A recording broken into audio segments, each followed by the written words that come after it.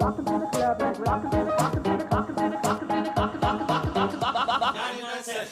it. I'm gonna pop some tags. Only got $20 in my pocket. Looking for a come up. This is freaking awesome.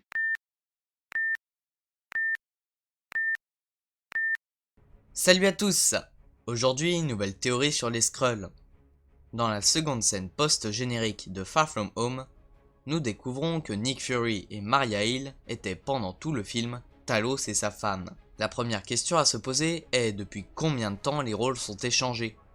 Cette réponse est déjà très complexe. Pour moi, Nick dirige les actions de Talos depuis la fin d'Avengers 2. Je m'explique. Dans Avengers l'ère d'Ultron, Nick fait allusion à sa retraite.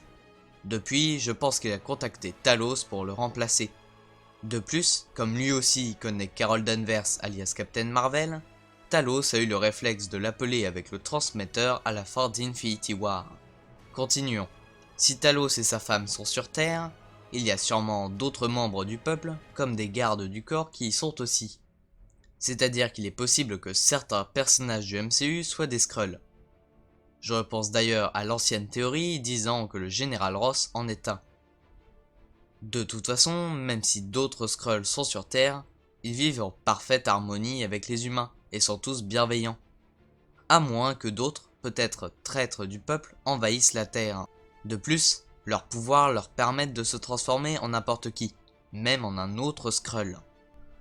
C'est-à-dire qu'il y a peut-être des traîtres, espions ou autres sur Terre en train de préparer la Secret Invasion des comics. Si c'est le cas, nous savons donc quel sera le ou les prochains antagonistes du MCU, comme prévu. Sinon, la réelle menace teasée est ce que regarde Fury à la toute fin de la scène. Si cette chose est située dans l'espace, de nombreux antagonistes peuvent en surgir.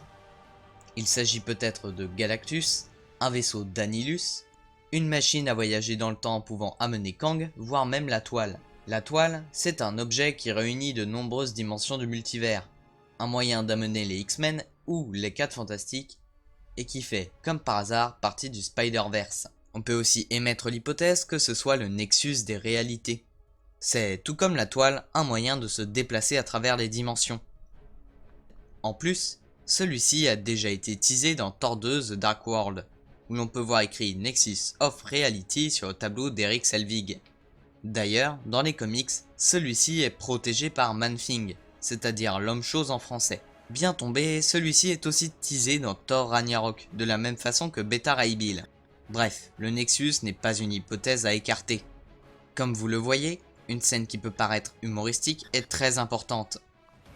Malgré ça, le mystère reste encore gigantesque et il faudra l'élucider. Qu'en pensez-vous? En tout cas, je vous dis à bientôt. Ciao! Ah oui, et je vous invite à liker, à vous abonner et à partager la vidéo. Allez, ciao!